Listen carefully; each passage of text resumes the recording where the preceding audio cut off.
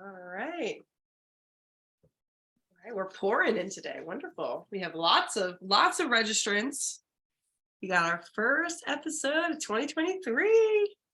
Welcome, Oh, everyone. this is super exciting. Also, y'all might notice I'm on mute, but you can still hear me.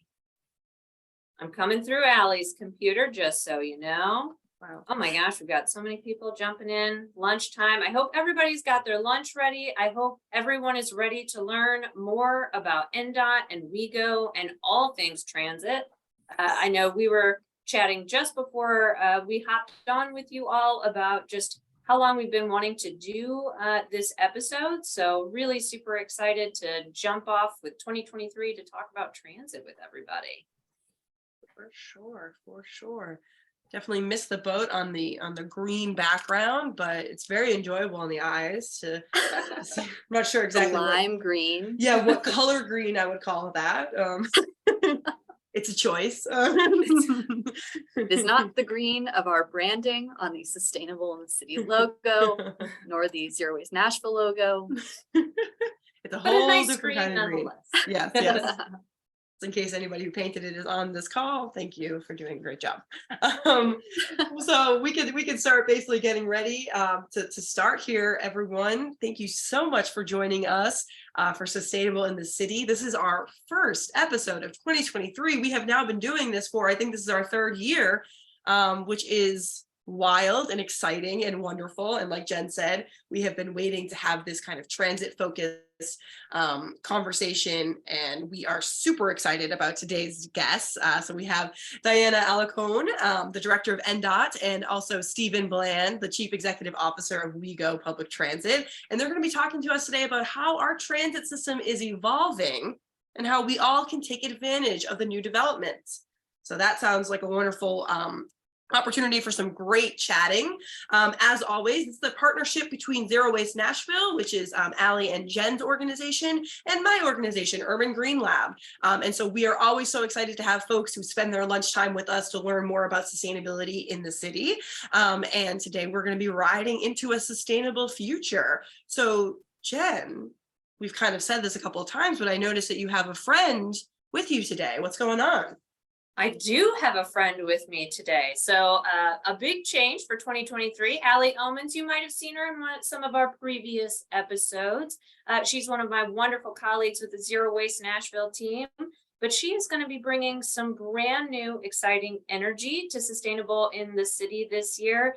And I will say it's a little bittersweet because that means that I will be leaving as your trusted co-host of Sustainable in the City. But I am really, really super excited to be leaving this in the hands of Allie Omens. She has been an incredible force for our team. She does a lot of work in construction and demolition waste. So if you have any questions about construction and demolition waste, she's your gal. But she's incredibly knowledgeable, and she is going to take Sustainable in the City into the future and into 2023. So super excited to have you with us, Allie. It's very exciting to be taking this program on. I've been with the Zero Waste Nashville team for a little over 2.5 years. So I've seen Jen do this program from the start, and it's been really excellent, a really excellent program for Nashvillians. And I'm very excited to be more involved. And although we're not talking about construction and demolition waste today, we're talking about another very exciting topic for Nashville, just transportation. So I'm very excited to learn more from our guests today. Welcome. So Allie. we'll jump. So she's going to take over for me today. But before I let her do that, I am going to take you one more time through the chat feature and our Q&A feature. So as always, we've got the chat feature for you to share resources, to talk with each other, share your thoughts about what's going on in the conversation. That's an opportunity for you all to connect.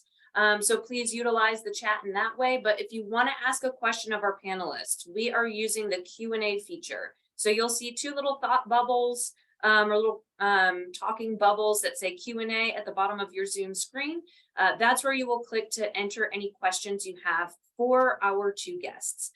So you can do that anonymously if you want or not. You can also, you should be able to see all the questions as they come up. So if there's something that somebody pops into that Q&A that you're like, ooh, that I really need to know that, that's important to me as well, you can upvote it. And that'll help us prioritize those questions when we get to the end, because it's always, we're going to have time to ask your questions to our panelist members in the last at least 15 minutes, maybe a little bit more of time. So utilize the Q&A for those questions. Everything else can go in the chat. Of course, if you have any technical issues, you can chat me or chat Allie today. We'll be helping with any of those in the chat as well, but just make sure that those questions go in the Q&A. All right, Allie, I'm going to turn it back over to you to direct everyone a little bit more to practice in our chat. Yes, let's get things going with a question, as you're probably familiar with if you've attended Sustainable in the City before. We want to hear from you. So our question today is, who here has ridden the bus in Nashville? Let us know in the chat. Very excited to hear from you all. And while those answers hopefully come rolling in, we had a question already today. Jen, what does this mean for you? Are you leaving Zero Waste Nashville? What are you going to be working on? Heavens, What is no. going on? We're losing you as a co-host. I'm crying. What's going on? Yeah. That is a great question. I should have shared. I am absolutely not going anywhere. 100% not going anywhere. I am just going to be devoting my time to some other initiatives, policies, and programs that we're working on. And Allie is going to be transitioning a little bit more into managing a lot more of our kind of public education activities. So I'm not going anywhere.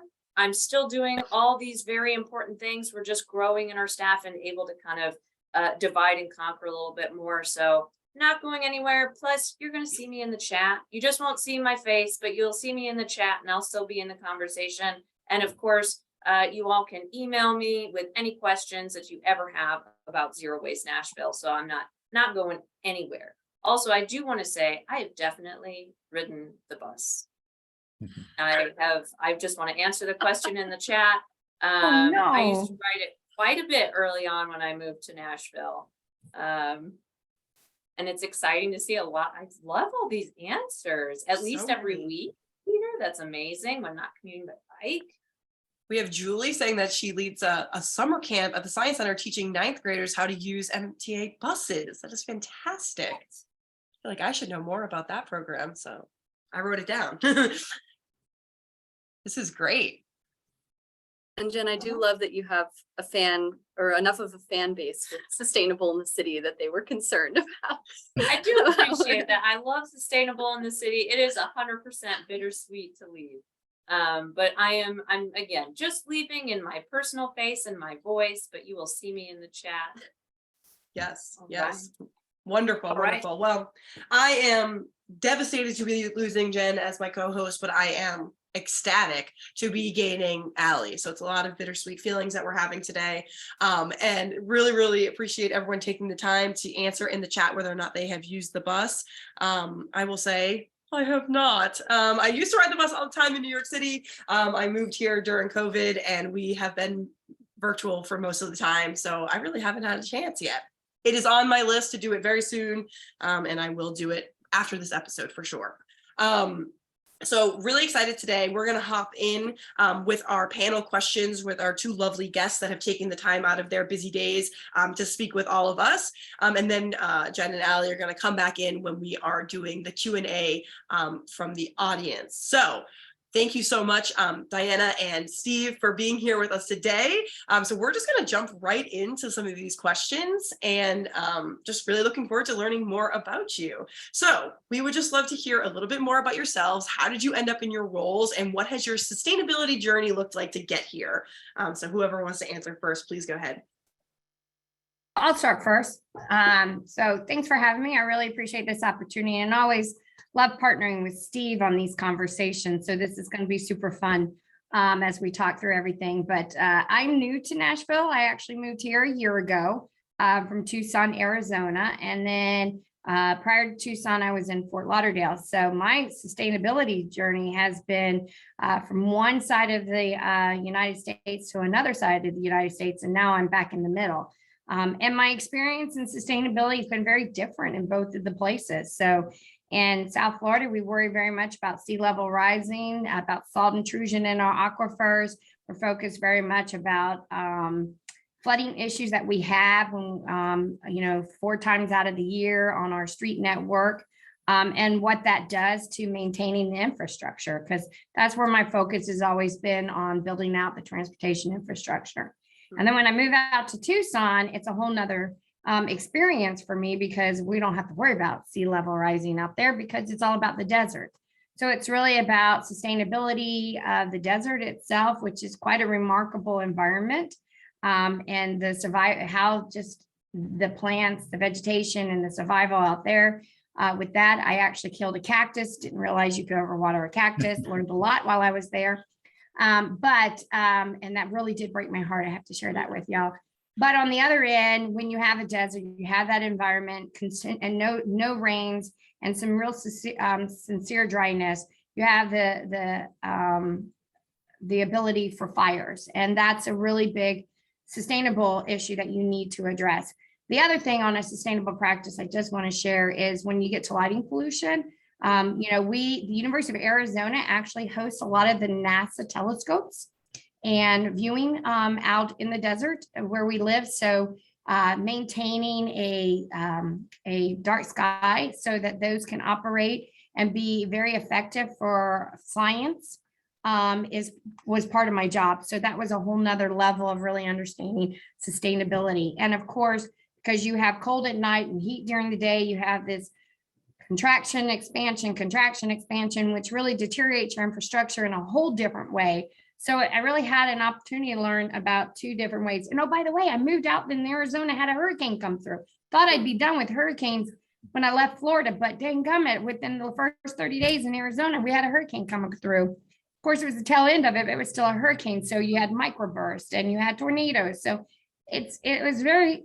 fascinating. And I'm really glad I had a chance to have that exposure. Now I'm in Middle Tennessee, and it's a whole nother discussion on sustainable practices, because we have fire, we have flooding, we have tornadoes, no hurricanes, but the outcome of a hurricane is a lot of tornadoes and flooding and that. So a little bit different, but similar conversation. And I really have enjoyed this history, this opportunity to really understand sustainability, how I can apply it to our daily practice here in Nashville, so that we can think about things as we move forward, not only when we build out the infrastructure, but how we're going to appropriately maintain it, so that we can get the longevity and the best amount of work done with the taxpayer dollars that we have. So that's been my journey.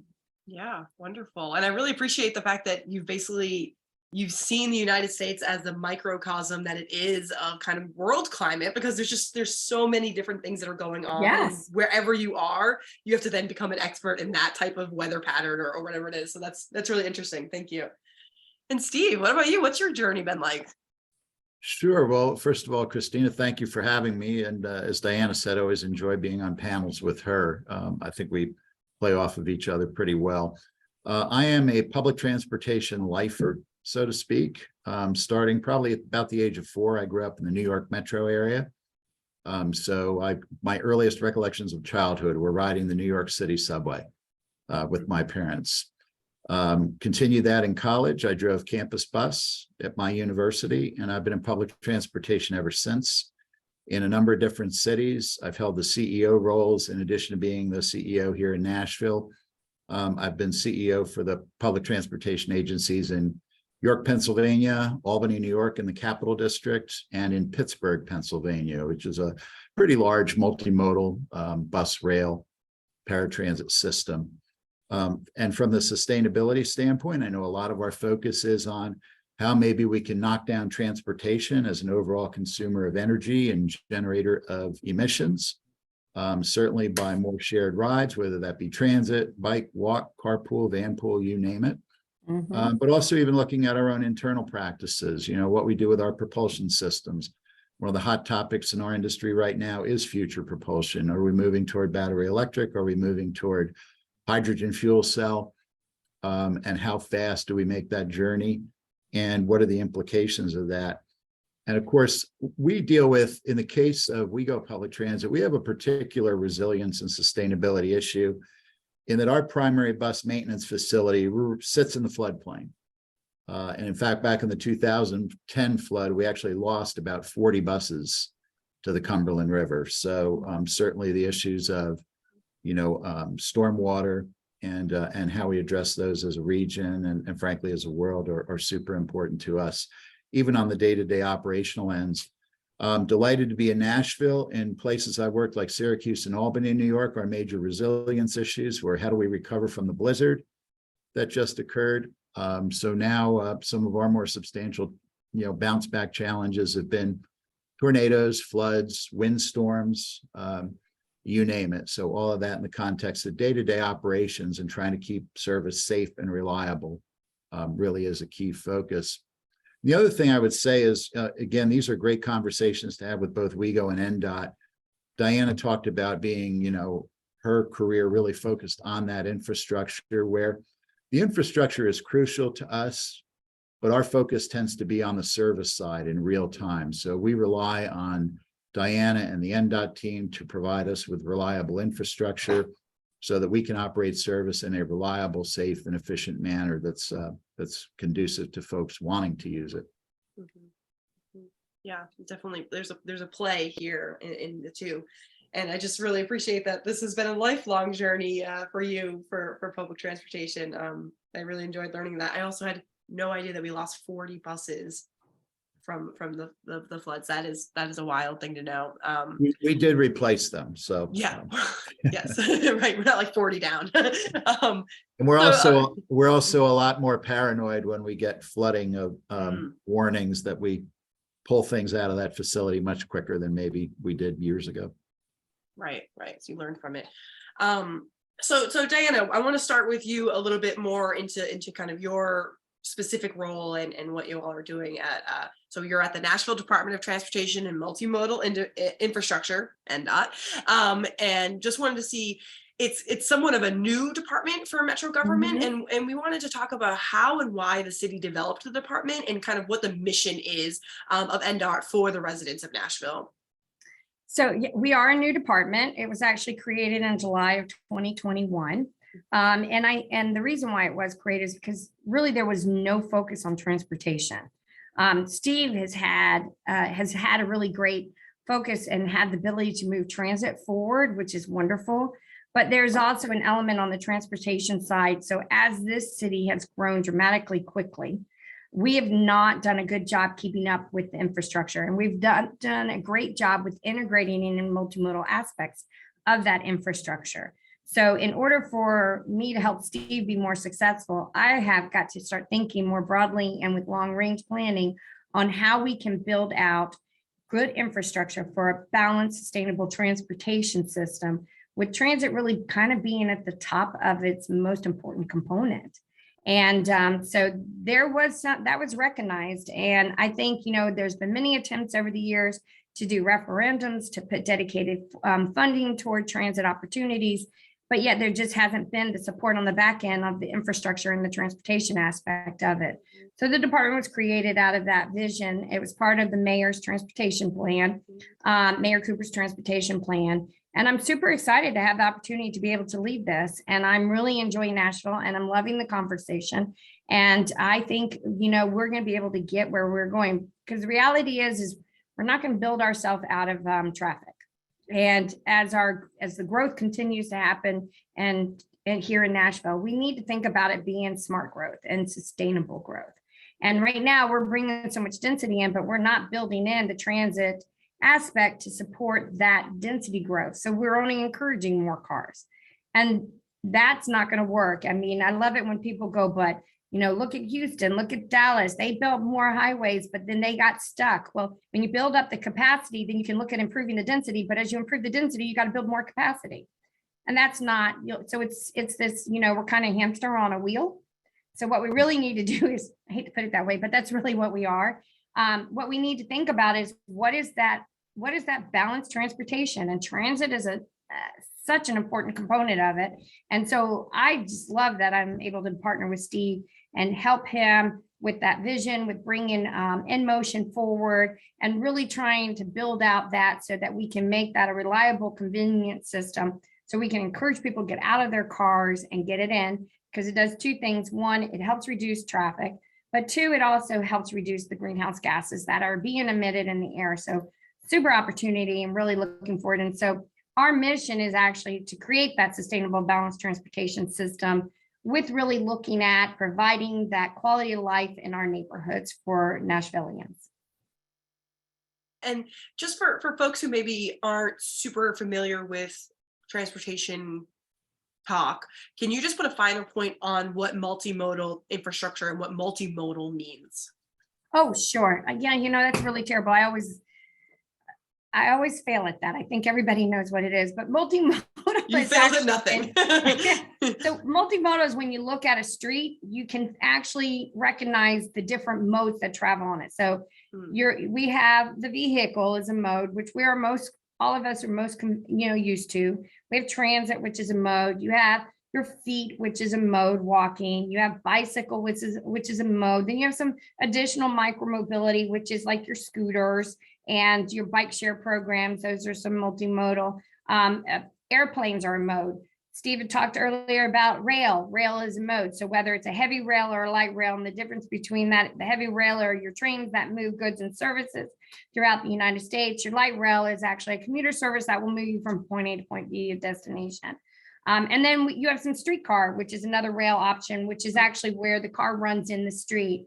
So when we're thinking about multimodal, we're thinking about what are all the modes we want to put on the road, and then using complete streets, which is about creating safe movement for those different modes. Doesn't necessarily mean every mode's on the street. It means whatever mode we determine to put on that street, we're going to design it and build it so it's safe for all the modes and not just one mode.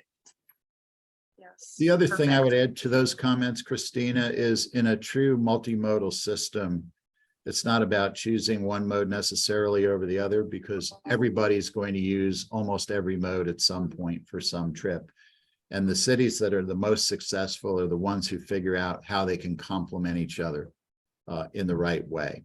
So that's a really important part of planning and execution of a multimodal system. Isn't just saying transit, or roads. It's how does the system fit together? Yeah, Perfect. as each of them talk and help the other one. I really appreciate that. Thank you. And so, Steve, why don't we continue with you a little bit here on WeGo Public Transit, formerly the Metropolitan Transit Authority, not so much a new as it is rebranded and a new face for the public transportation in Nashville. So can you just tell us a little bit more about WeGo, what they do for the city, Sure. and why the change to WeGo? Sure. Well, first of all, in terms of what we do for the city, I think our mission statement really sums it up probably the best. And our mission statement is connecting people to their lives and community. We're not an end, we're a means. I'm not saying probably some of the people on this webinar might ride transit for fun or to do it as an excursion, but for the most part, our riders are just trying to get somewhere. They're trying to get to school, to work, to shopping, to a medical appointment. And those are the things that make our lives full and connected, getting to be with community. For many of the folks who ride our system, that's a choice. Whether it's because of cost or convenience, transit is a good option for them for a certain trip. But for others in our system, I won't say we're the only choice, because you have the choice not to make a trip, you have a choice to walk. But there are people who do not have access to a typical single occupant auto. So we take that mission very seriously, that there are a large number of folks in our community who really have no other way to get around other than our system. WeGo Public Transit as an entity, and you're correct, it is a branding name. The Nashville MTA still exists. It's a corporate entity. The Regional Transportation Authority of Middle Tennessee still exists as a corporate entity. They each have their own budgets, boards of directors, enabling legislation, you name it. Where WeGo Public Transit came from was several years ago, we did our strategic service plan. Any of you who were around probably remember the N Motion plan. It was really kind of the springboard for a lot of the efforts in the city. And through that process, we engaged with about 20,000 people throughout Middle Tennessee. We heard a lot of things, but two recurring themes we heard were, number one, the alphabet soup of agencies and bureaucracies is really confusing. the whole issue of, well, I got to pay a fare on the RTA train, and then I got to pay a fare on an MTA bus, and everything is kind of separate. So that was one element of it. And what the boards of directors of the two agencies decided was to go on a consolidated brand. In fact, N-Motion was the first time in history that the Regional Transportation Authority and the Metro Transit Authority did a consolidated strategic plan. It was adopted by both boards of directors in a consolidated and coordinated manner. And the whole idea behind WeGo is, as a rider, you don't necessarily need to know whether your bus or train is operated by the MTA, the RTA, or a third-party provider. All you need to know is WeGo Public Transit, and our efforts are to make it as seamless and connected as possible. So through efforts like our quick ticket contactless fare system, which enables mobile payment or smart card payment, you just tap that card. You tap it on an RTA bus, you tap it on an MTA bus, you tap it on the Star. It doesn't matter. That's all connected. Website, trip planning. When you do travel planning through the mobile apps with real-time information, that trip is connected. So you can plan a trip from the West End to East Nashville on an MTA bus. You can plan a trip from Lebanon to downtown Nashville on the WeGo Star. So the idea is making it seamless. And in terms of the name, it's funny, when we rolled out WeGo Public Transit, we had a lot of our, what I'll call agency partners, federal, state partners, who are kind of used to, the government bureaucracy way of doing things. And they're like, well, what does WeGo stand for? It must be an acronym for something. And I would just say it stands for we, you and me, go somewhere. That's really the only significance to it. And part of that was born out of something else we heard through all of that public engagement, which is you need to kind of make it less of a bureaucracy. You need to make it, less, for lack of a better word, governmental. Make it feel more like what you see with an Uber, or that type of an entity. And that's how, frankly, the purple came about. When we were going through the branding exercise, the purple color scheme came about because, in terms of rolling vehicles, if you think about the primary colors, red is owned by fire trucks, yellow is owned by school buses. Waste management has done a terrific job of taking green over, and blue, which was our old color scheme, was kind of that bureaucratic governmental. So purple was the one that was left, and we're trying to make the most of it. I really appreciate how thoughtful and deliberate that whole rebranding is, and it's great to hear the kind of background of it. And so I'm gonna change the order of the questions a little bit, just because of kind of everything that you were just talking about, Steve, is going into some of these questions on kind of accessibility and equitability. So can you talk a little bit about any service changes planned to either expand service or extend routes, any kind of improvements? And you started to touch on this, but like technology maybe that's making riding the bus easier or lowering those barriers to entry for folks that may have never ridden a bus before. It doesn't have to, only be the bus, but that's kind of what we were thinking about. So basically, what are ways that you are trying to make it more accessible for more folks to actually enjoy these services? So a couple of things we're focusing on. Number one, a large part of our focus is on what we call our frequent service network. There's a saying in my business that frequency is freedom. If a bus runs only once an hour, even once every half hour, you kind of have to plan your day around that. I've lived in places where my bus route was relatively infrequent, and I would literally break off a conversation in mid-sentence because I was afraid of missing that bus. So in those corridors where we're able to operate service at every 10 minutes, and that's kind of the goal for us at this point, and longer service spans, all of a sudden, public transportation could be a more spontaneous choice. You don't have to worry about the schedule. I saw a couple of folks, when you asked the question about riding, who ride the 56, the Gallatin Pike bus. Service runs every 10 minutes. I use that route quite a bit. I don't look at a schedule. I don't even go to my real-time app. I just walk to the stop, in a reasonable amount of time it's going to show up. So that's a goal for 9 of our core high ridership routes. Those 9 routes out of our entire system carry now over 3/4 of our total ridership, using that as a backbone. So the improvements we're looking at there are continuing to expand service hours. Going into the fall of this year, we'll be extending service till about 1:30 in the morning. It starts up at about 4 a.m. Adding frequency to a number of routes. This spring will be expanding or improving frequency and extending the span on our number 77, the Thompson Wedgwood, which is one of our high growth routes, a crosstown route, connecting route. Another thing we're focused on is Nashville is kind of a tough place for traditional public transit. The development is really spread out. I know Diana's working on this, but we still have a long way to go in terms of pedestrian and sidewalk access. So one of the things we've been working with is we partner with Uber on a program we call WeGo Link. And starting in April, we'll be expanding WeGo Link. We'll be up to 7 zones. And the way WeGo Link operates is if you're in one of those zones and you just go to your Uber app, you usually see the Uber X, the Uber XL, the Uber this, the Uber that. One of the options you have is WeGo Link. And if you select WeGo Link, you would pay $2 on your Uber trip to connect you to one of the bus stops along one of our frequent service routes. So for instance, the longest running zone has been in the Antioch area. You're in the zone in Antioch, and the zones are about eight or so square miles. You pick that, Uber will pick you up as they normally would, but they will drop you at one of 2 stations we have on the number 55 Murfreesboro Pike service. So it's really that first mile, last mile connection. In terms of technology, and I guess lowering the bar in terms of getting folks to use the system, our quick ticket system, and you can either get a hard smart card, contactless smart card, or you just download the app if you're using a smartphone.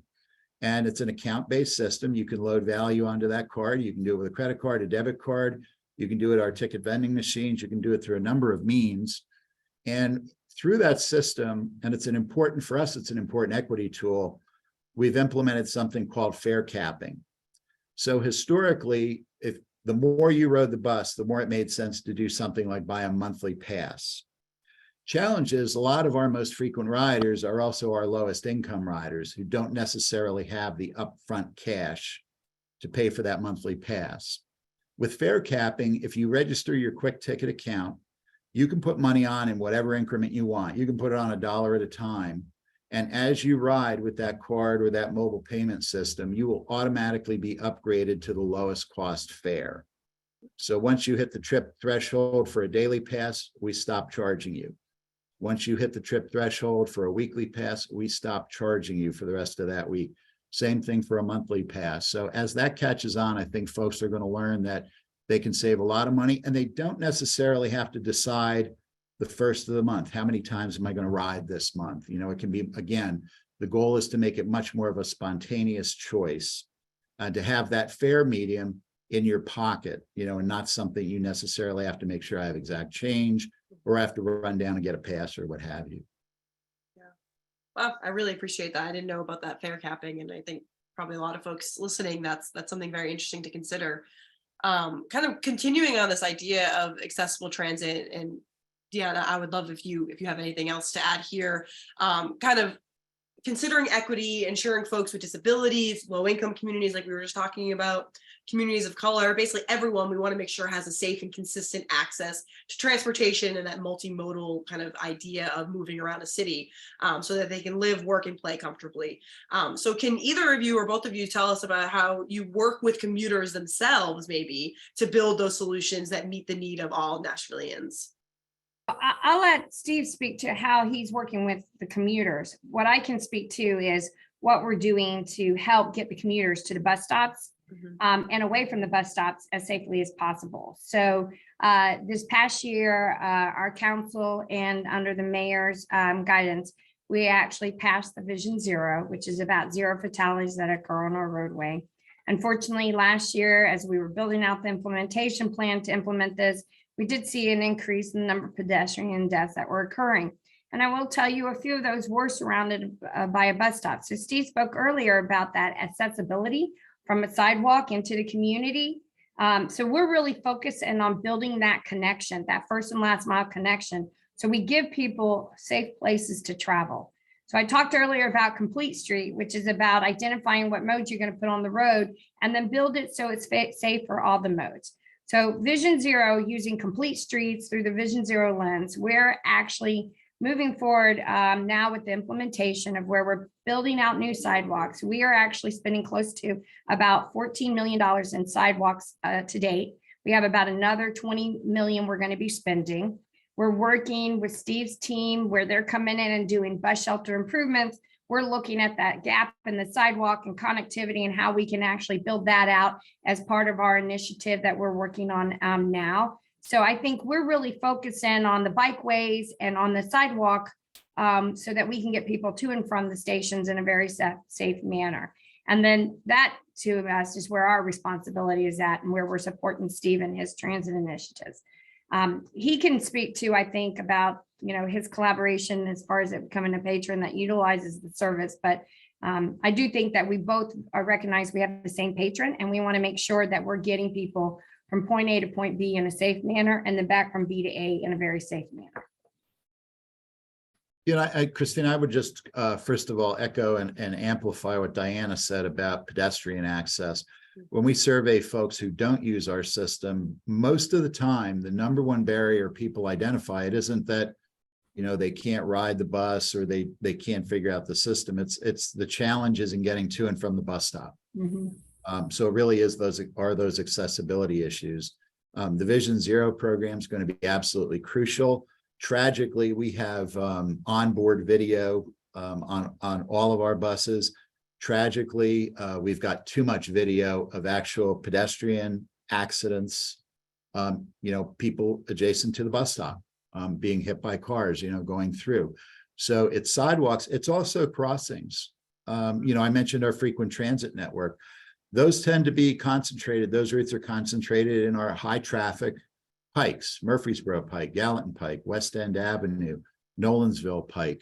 So, and if you're going to ride the bus, you're going to have to cross that street one way or the other. If your office is on the outbound side, then when you return and come on the inbound, you're going to have to cross that street. And the safer those crossings are, the easier it is, the safer it is for people to use public transportation. The other thing I'd highlight in terms of focus on access and particularly equity, great example right now we have under construction is our Ernest Rip Patton Jr. North Nashville Transit Center. Or as Diana and I spar over, it's a mobility hub. Thank you, Steve. It is more than a place where a bunch of buses connect. There will be places there for Uber, Lyft drop-off, bicycle, scooter storage. We were able to achieve funding and we're partnering with NDOT on improving the pedestrian network. So pedestrian connectivity between the actual transit center and Cumberland Gardens, which is a public housing complex up there, the Magruder Family Resource Center. So the destinations that people will go to. When you combine that facility, and that's about a $15 million project that's under construction now that we expect to open in the spring of 2024. When you combine that facility with the planned service improvements, including improved frequency on our 22 Bordeaux route, extensions of our number 9 Metro Center and our number 14 Whites Creek route, and the creation of a new Trinity Lane crosstown that will connect North Nashville and East Nashville via Trinity Lane. In that area of the city, which has some of the highest rates of zero auto ownership households, the number of jobs that will be accessible to that neighborhood within an average 45-minute transit commute will expand by over 100,000. So that's the type of access improvements that we're talking about. And then the cherry on the sundae is the stuff that Diana and NDOT are doing. Then the other thing I would call out, which has really been, I think, a feather in NDOT's cap, Diana and her team have pulled us in so much more often when they're doing development reviews. Frankly, historically, before NDOT was created, new development would occur, building would get built, and then people would call us and say, can you get service here? Well, there's no sidewalk, there's no bus stop, there's no shelter. And by the way, you're, half a mile off our main route. Now that conversation is happening earlier, it's being more deliberate and it's being more intentional. And as a result, right now, the city and the taxpayers of Nashville are getting the benefit of some of those investments in bus stop upgrades and infrastructure upgrades through payments that the developers are making in the context of their projects. Yeah, that's really wonderful. And one of the things that we were wondering about, and you've kind of talked about this a lot, but I'll give you a chance if there's anything you want to put a finer point on, is just how you all collaborate. And it sounds like it's very intentional, and it's obviously NDOT is new, so it's a new collaboration where you're really getting this kind of, I don't want to say outside perspective, but just a more perspective in the decision-making process, which I think is great. So if there's anything else you wanted to put a finer point on in the collaboration between the two offices, we'd love to hear that. Well, I would like to highlight something, Steve, if I could. One of the things that, the mayor is actually doing is the participatory budget process. And, North Nashville recently went through this starting in 2021, and we're starting build out. And so where there are opportunities for synergy, so we have Vision Zero, we do have some dedicated funding for that. There's some bus stops that the community identified that they wanted. And so what we were able to do, Steve's team and my team, is they were able to collaborate on it. So when we looked at improving a bus stop, we stopped and said, okay, how are people moving to and from this bus stop? So not only did we look at improving the bus stop, adding ADA accessibility, which was what Steve's team was looking at, my team then went and said, okay, do we need to improve the crosswalk? Do we need to put a hawk in? And I'm super excited about hawks coming to Nashville. I mean, from Tucson, where the hawk is a birth. And so for those who do not know, a hawk is a high intensity crosswalk. It is regulated by a stoplight. So basically, if you hit the button, it puts a red light up. Cars have to stop, gives total priority to the pedestrian or the bicyclist crossing. And if you're on your bike, please get off and walk, because that's the law. And then it turns yellow and the cars can proceed forward. And really, we have some pretend hawks here, but we're really excited because we're bringing hawks in, and we're partnering with Steve's team and putting that signalization in. So we're prioritizing that movement so that people are safe. And so we've been doing that through all these different initiatives that have been going on through the participatory budget, through development, and also just through our budget process is Vision Zero. There's not really anything at this point, I think, that we do without not having the conversation with Steve and his team about how that partnership, that synergy works, so that, again, we're building that accessibility, that safe accessibility. I just got to stress safe, because we are really focused on getting to zero fatalities that happen on our roads. We want crashes to decrease, and we want people, again, to get from A to B and B to A extremely safe and be there for their loved ones. That's beautiful. I appreciate that. And I'm trying to look in the Q&A a little bit so I can kind of cut some of the questions that I have. But I think one that I definitely want to make sure that we have time to talk about is this idea of kind of legislation, and what maybe you all can share about things that are either coming down the pike or you're excited about, or things that we should be watching for. I know Allie in particular was excited about hearing the recent piece of legislation that went through Metro Council to require construction projects to keep sidewalks and bike lanes clear. And there's also another piece of legislation currently at Council for rebates for e-bikes. And so we were just wondering if you could talk to us about any of those policies, why they're important, and if there's anything that you all are doing to move those forward, or just your take on them. So I'll start, and I know Steve's going to jump in on this one as well. So one of the things that I heard when I first actually arrived here in Nashville was, hey, so many of the sidewalk and bike lanes are being taken up for construction. Mm-hmm. And that's going to happen, I have to share with you, with the community, because many of the development pieces that are coming through in order to get that high density mixed use element, they're pretty much building up to the property line, which means they are going to have to expand into the right of way for them to get the construction to happen. In the past, we kind of just did an agreement. They could go and we'd shut down some right of way for 2-3 years while they're building it up. And so the multimodal policy that we enacted a few months back just pretty much says, no, you can't do that anymore. If you're going to be closed for more than 7 days, you're going to have to sit down and talk to us about why, what, and is it really necessary? Mm-hmm. And if it is necessary because you're building up to the property line, how is it that we put in a pedestrian element so pedestrians can still move safely? How is it we build in also a bicycle? So if there's a bicycle lane there, how do we maintain that bicycle lane? Or how do we maintain that accessibility? And so those are part of the conversations that were never happening in the past that are happening now. But also, and I'll let Steve dive into this, is that if we are going to be having to disrupt a bus shelter or a bus stop, how do we build that out so it's safer? And I'll let Steve kind of speak more to that, but that's really what the multimodal policy is driven at, is making sure that we're not just giving right of way to be used as a way for construction to happen, that we're also looking and maintaining the accessibility for all the other modes and not just for the car.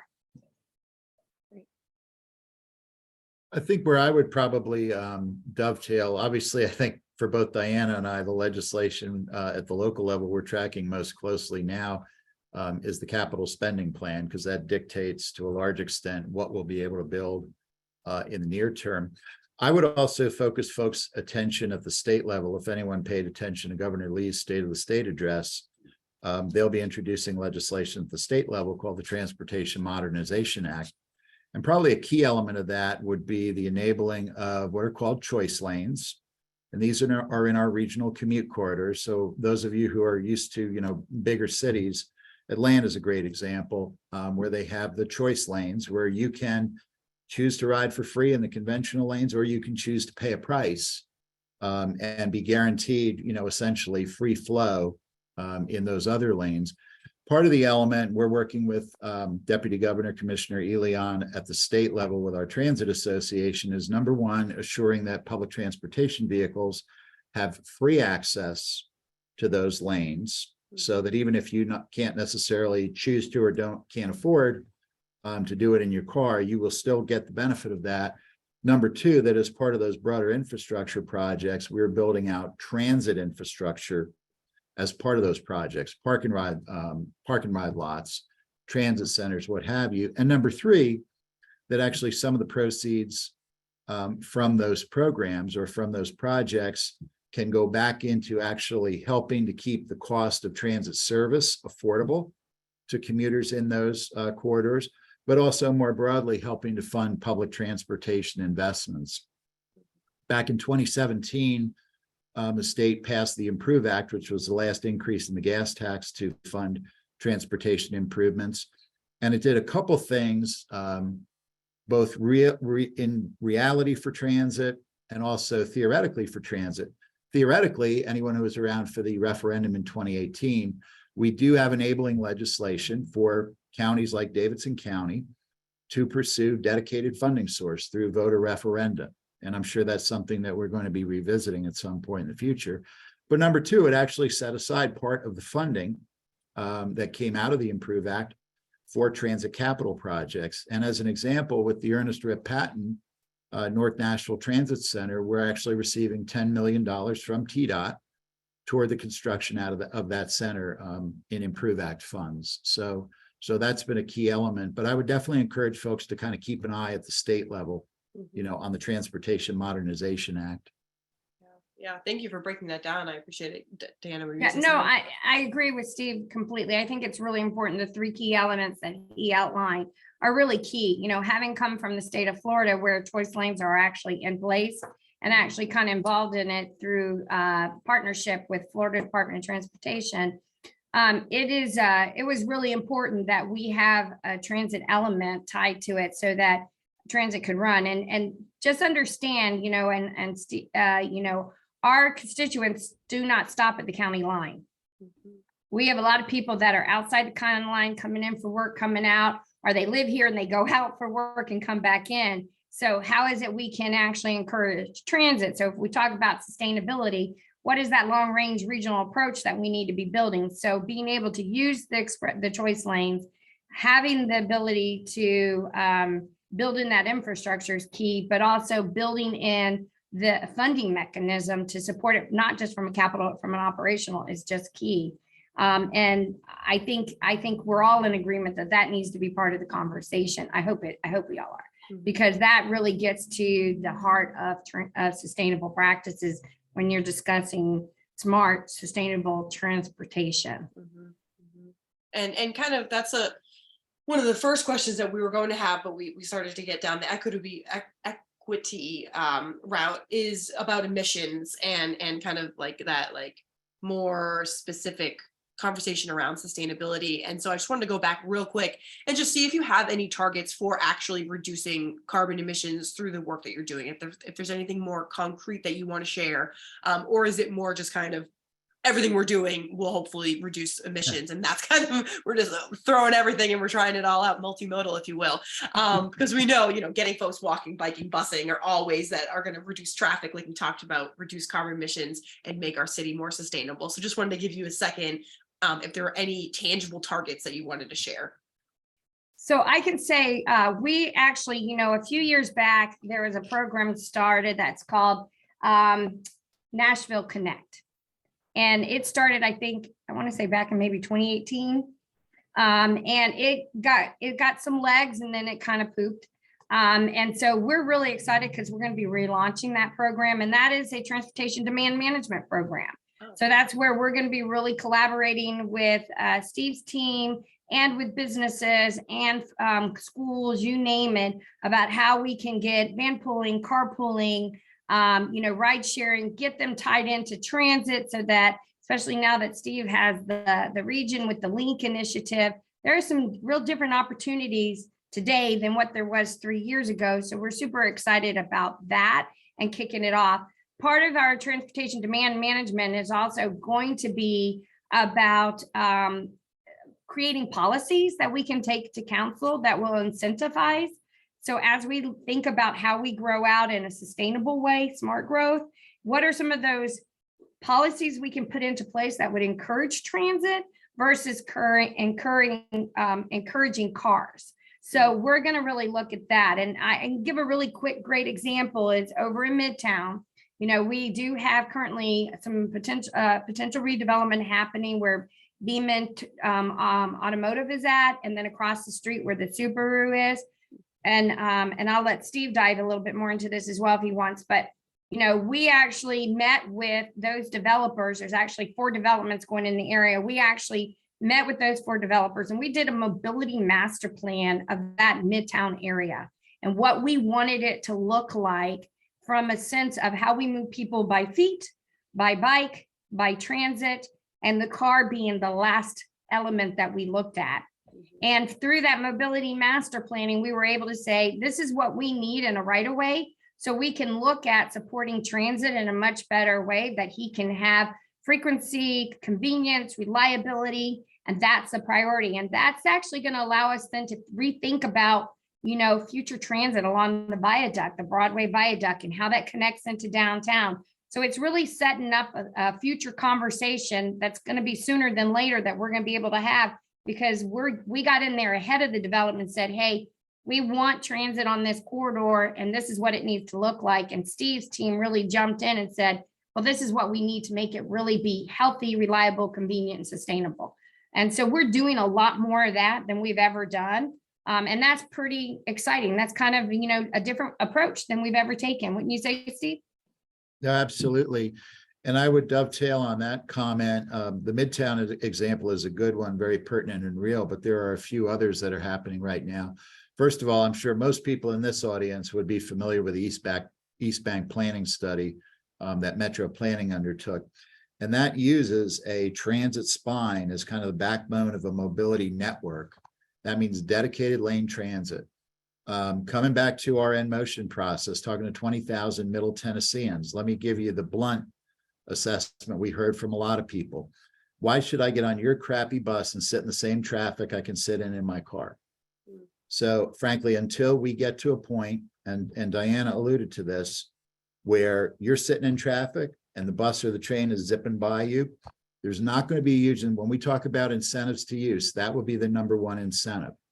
So as the East Bank is built out and that infrastructure in there, and by the way, this is not 20 years out, with Diana's group, with TDOT, and with the developers of the Oracle campus, that northern end of the East Bank is already going into design, to have those types of stations and that type of accessibility and transit priority.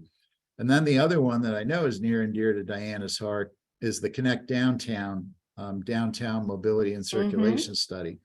And it's touching on literally dozens of things in terms of downtown mobility, everything from pedal taverns to construction zones to you name it. But one of the issues for us is how can we get transit priority corridors, dedicated bus lanes through the downtown core? The number one cause of service disruptions to us, and when I say service disruptions, I mean lost trips and late trips, is the traffic congestion we experience in the downtown core. And sometimes anybody who's been on Lower Broadway on a Saturday night, it may take us a half an hour to get our buses from one end of downtown to the other on a Saturday night. So I think those are some of the really key initiatives. And then I'm going to close really quickly, Christina, because it's a big topic, so we're not going to be able to do it justice here, but we're also initiating our zero emission fleet transition plan. A lot of conversation about, do we transition to electric? Do we transition to what propulsion source? We've been running full 100% battery electric buses here since 2014. It's been a great learning experience. And with most learning experience, it has not been without its pain. And without its, real hard lessons. So our goal is to figure out how over time, number one, what the right propulsion source is for Nashville. And number two, how do we effectively transition to it while still being able to maintain the reliability, consistency of service in a manner that frankly the region can afford. So that's going to be a huge initiative for us this year. That people should certainly keep an eye on. Wonderful. I mean, I could go for another hour with this conversation. This has been really great, and maybe if something huge happens on that project, we can have y'all back next year, and you can tell us about it. I do want to make sure that we give at least that 15 minutes at the end to the Q&A part. This has been a fantastic conversation. We're not done, but I just want to say thank you so much. I've already learned so much, and now I think we're going to learn even more with, I saw lots of questions in the Q&A, so we will do our best to get to all of them. I'm sure Allie will do some magic work of trying to lump some of them together that are similar, and then we will wrap up around 1:15. So anybody who has to hop off at 1, thank you so much for joining us. Thank you, Diana and Steve, for a fantastic conversation, and let's get to those questions, Allie. I can't guarantee any magic, but there were a lot of questions, great questions. And also want to mention that anyone who put your questions into the chat function of the webinar, please move those over or copy those over into the Q&A function so we can get to them.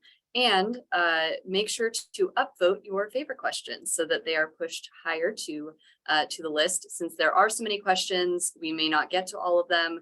So upvote the ones that you think are most important. We had a few questions about the relationship between specifically NDOT and TDOT, the Tennessee Department of Transportation. This first one asking about the Broadway Bridge design, and then furthermore asking if NDOT has made any efforts to create transit lanes that would speed up transit along our major corridors. So Diana, if you could speak to that, both the relationship between NDOT and TDOT and the major corridors piece. So, our high frequency network where we have not high frequency, that's Steve, I'm sorry, high injury network, excuse me, is actually on the TDOT's roadways, the pikes. So it's really his high frequency networks or our high injury network. Go figure. So that right there shows you where we need more equity in place. And so I feel like now that we've got Vision Zero in, the relationship from TDOT is better. And they are really working with us on trying to make improvements based on what the city's asking for. And having policies in place, such as complete streets and design standards in place, following some of those very creative guidelines in that, such as AASHTO, NACTO, as part of those guiding principles in design. We're getting some movement out of TDOT in changing your standard design of building for a car versus building for multimodal. So we're excited about that. When it comes to Broadway, the viaduct, that is TDOT's bridge. And what we were able to do is influence. Again, it's theirs, it's not ours. There was a lot we asked for in that design, and we feel like we got some, but not everything. But what they did leave us was opportunity to do something different in the future. So I talked a little bit about Midtown and about that overall mobility master plan we did and what we needed in the right away so we could actually support a dedicated transit service on to the west of downtown, but also coming across the viaduct into downtown, continue that transit only into downtown. With the current design, we will be able to do that. So that was really a very important element in the design we wanted. It's not there today because I don't have the connection on the west and I don't have the connection on the east. But we have the opportunity for that in the future. And I think the opportunity is sooner than later. And when I say sooner, I think in the next 5 to 7 years, we're going to start seeing some changes in that. But right now, I don't have the ability to design that or build that on the west end for Steve and his team. And so it doesn't, the connection opportunity isn't there, but we definitely are planning and building out to that in the very near future. Really appreciate that The one perspective. element, Ally, that I would add to that is another upcoming process we'll be doing this upcoming year is looking at the Murfreesboro Pike corridor Yes. for high capacity transit. So we'll look at all modes, but I think a lot of folks are kind of, putting their eggs in a high level bus rapid transit facility. Murfreesboro Pike now is by far our highest ridership route. We're carrying about well over 4,000 people a day in that corridor. In fact, with our service changes in April, we're going to be adding more service to that corridor. And it's our fastest growing ridership route. Currently, ridership on that route is 120% of pre-pandemic levels. So it's absolutely exploding. So we'll be collaborating with TDOT, we'll be collaborating with NDOT. It will be very much a community engaged process. So folks who live along that corridor, businesses in that corridor, we'll be talking to them extensively. And mainly what we're doing is we're trying to dovetail it with the work that Diana's doing on the Connect Downtown plan, because essentially the bounds of that project are from where we have a planned Sobro transit hub adjacent to the Greyhound station on Lafayette Street, all the way out to the Global Mall redevelopment. But that has to connect to the rest of the system through downtown Nashville. So, that's another important precursor piece, and how these are all connected is going to be really important. And Steve, that's all stuff that we're doing now that we're going to look at coming alive from now moving forward, which is really what's exciting. Is so a lot of this planning that we're doing, we're also doing at the same time with the opportunity to start implementing. So starting with Connect Downtown, there's some really good opportunities that some of the outcome and suggestions and recommendations that are coming out of that, such as transit only consideration. So Steve's team can move in and out of downtown. That's something we see we could do over the next 18 to 24 months.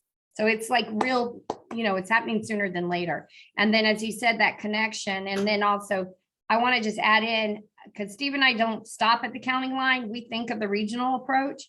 So, there's the opportunity, yes, of getting the global mall, but knowing that we have a lot of folks in Murfreesboro that are coming in and out, how does that connectivity happen as well? So we don't just stop at the county line. We're thinking a little bit more global from a regional perspective than just a local level, but we do really understand we have some things we need to fix here from a reliability perspective, as well as from a sustainable practice. Thank you both. I'll move on to the next question. Would we consider transitioning some secondary streets into one-ways to use current infrastructure for bike and rapid bus lines? Yes. That's all I'm Moving going on. to say to that. Do you want to mention the pretty soon the scenarios will be coming out in Connect Downtown, Diana? Yeah. So You will have ample opportunity to weigh in on these. yeah, you're going to have ample opportunity to weigh on that, because that is some of the scenarios that are being considering as some one-way pairing, so that we can look at how we restructure the infrastructure, transit only, bike lanes, better sidewalks, just a better, connectivity using all the modes and not just the car as the one element. So that's something that's actually will be coming out for a lot of community output next month. And we look forward to sharing that with y'all. And we look forward to you providing us with some thoughts and ideas on that. So please stay tuned to that. That'll be coming out probably toward the end of this month, beginning of March. That's great. And we'll do our best, both as Zero Waste Nashville and Urban Green Lab, to get that out as well on our Thank newsletters. you. Once that's out there. All right. This next question is asking about incentives for taking advantage of public transportation. I know that's something that we spoke about, but the second part of the question is asking about crime, and I believe it's asking about crime specifically on buses, and asking what's being done to address address the risks to passengers as they ride our buses here? Yeah, the first thing I would say is, first of all, onboard crime is an extraordinarily rare occurrence. To the point where if something happens, I get notified by text immediately, and I don't get those very often. And most of what we see, frankly, is escalated verbal confrontations between operators and customers. But to that point, we have a tremendous partnership with Chief Drake and Metro Nashville Police. We both have privately contracted security, and we also have a contractual arrangement with MNPD to help secure our facilities and our services. But one of the partnerships we're working with MNPD on this year is we're actually going out to do kind of a zero-based review of our security and transit policing practices. With the onset of the pandemic, a lot of things, ridership drops like a rock. And as a few people start back, we all know that the safest place to be is in a crowd. So when when it's not quite as crowded, that's when it might give you the impression of, being less secure. So there've been a lot of emerging practices, and Los Angeles and Philadelphia have been on the forefront of sort of, integrating the security and policing function with almost like a social services intervention function, that type of thing. So that's a project we're going to be working on with Chief Drake's team at MNPD in the upcoming year to see how we can enhance that further. But the thing I would tell you is I would put my 88-year-old mother-in-law on our system at any time of the day or night and feel entirely secure doing so. And I've ridden, now I'll be honest, it gets a little creative out there when you're Saturday night on Gallatin Pike. It's kind of an entertaining crowd. It is. I agree with that. but it's safe. And I would also emphasize that, with our real-time communications capability, satellite communications capability, and the fact that every bus in our system has 7 to 12 video surveillance cameras on it, both inward facing and outward facing. I would say if you're contemplating committing a crime, our system is probably the worst possible place you could contemplate doing that, other than maybe police headquarters. That needs to be on some sort of advertising campaign. Thank you. We had a few questions about the connectivity between, or the connectivity that, excuse me, you all work with colleges and other entities. There was one about Vanderbilt and maybe some of the Vanderbilt lines not linking up in certain ways. So can you just speak to the connection that your entities face when it comes to partners like our local universities? I'll start. One is the universities are part of what we call our WeGo Ride program, or many of the universities, not all of the universities. So WeGo Ride is a program where we partner with organizations, could be colleges, universities, Metro Nashville Public Schools is in this group, employers, kind of you name it. Frist Art Museum we've got a partnership with, and it basically enables that partner to help underwrite the cost of transit rides for their, you name it, students, staff, faculty, customers. Really it can be custom designed however they like. And with the quick ticket system, we have much greater flexibility in how we can design those programs for each. From a university, first I'll touch on Metro Nashville Public Schools. And from an equity standpoint, I think this is crucial because obviously some of the best education options for our high school students are some of the charter and magnet schools throughout the city. So, you may live in North Nashville and need to get to Hume-Fogg or need to get to Antioch High School. So the fact that every public high school student in Nashville, just with their student ID, has access to free rides on our system, not just to and from school, to and from their summer jobs, to and from after school activities, is a tremendous asset. And in a typical month, we have 4,000 MNPS, well, a typical day, we have about 4,000 MNPS students riding the system. From the university perspective, Vanderbilt is one of our biggest users, students, staff, and faculty, but others in there include Belmont, Lipscomb, Trevecca Nazarene. We just started up a partnership with Fisk on this. Nashville State. So quite a few are in that program. It continues to expand. And so those are some of the efforts going on there. And if anybody has an interest, if you work for a company and you would like your company to either pay for your employees' transportation or you'd like your company to pay for your transportation, have them contact us, and I'll have Rick Rodriguez will call you back instantly and get you into the program. We will note that in our follow-up email for everyone. And as a Metro employee, I have my pass. This is a very great benefit. Metro Appreciate employees, and in that. fact, with the STRIDE program, with our partnership with Metro Nashville Public Schools, this year the program expanded beyond high school students and some middle school students to also include MNPS faculty and staff. That's great. That's really great. Another part of this question asking about the connectivity as well to the airport. And this could be both bus and just otherwise how we get from the airport into downtown, whether it's that we live here or some folks visiting us for a weekend. Yeah. So two things. Right now, the primary airport connection is our number 18 airport bus, which is, I would call it a middle of the road ridership route. It's not up there with Murfreesboro Pike or Gallant Pike, but it's also growing quickly.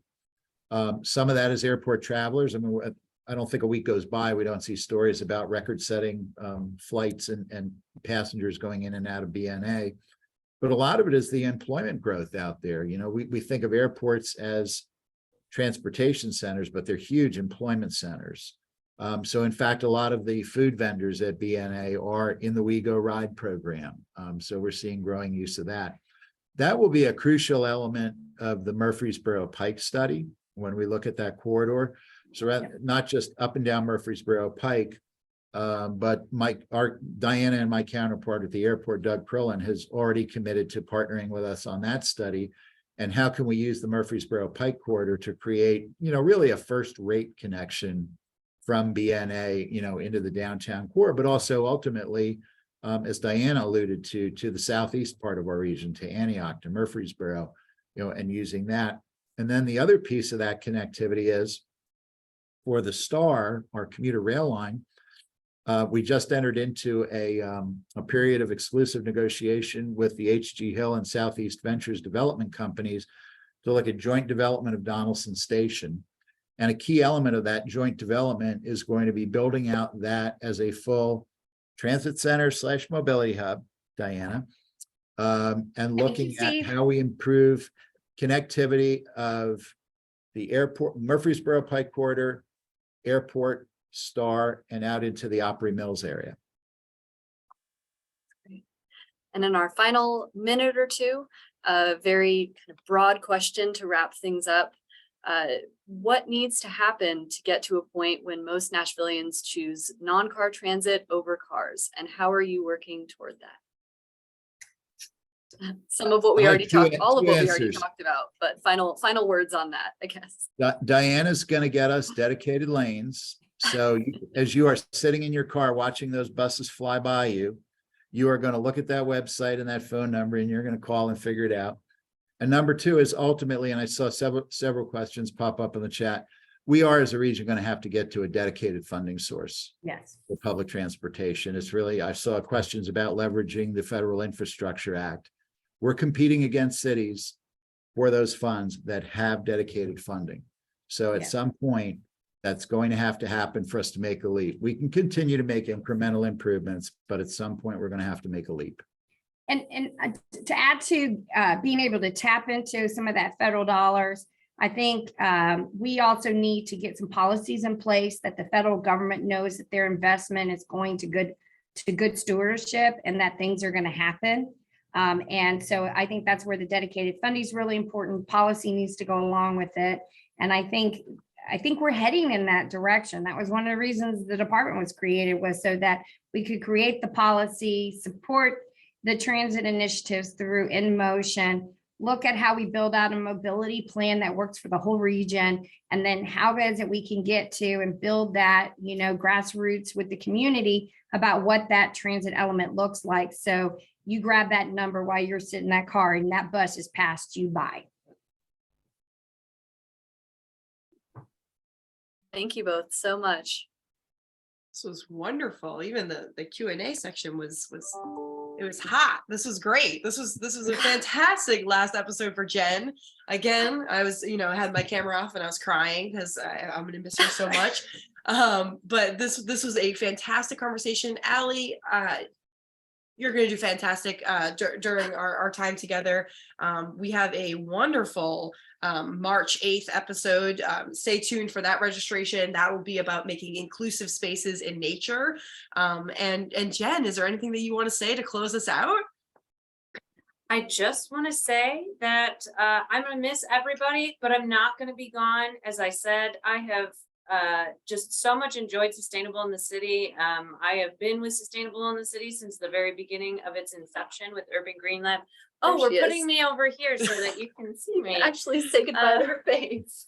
So that folks, that when you watch this later on, you're not looking at Allie's face while I'm talking on our video. But I do just really, I really believe in this program. We've had so many wonderful experts on. Today, of course, has just been another example of the wonderful conversation that we've been able to foster through this program. And with 85 people, I think, that showed up today, hundreds of people that register, it's just so important. So even though I'm going, this wonderful quality programming is going to continue with Allie, with Christina, and I just hope to see everybody in the chat later on as we move forward into 2023. I think we're going to get to bees this year. It's been a hot one that everyone wants to talk about.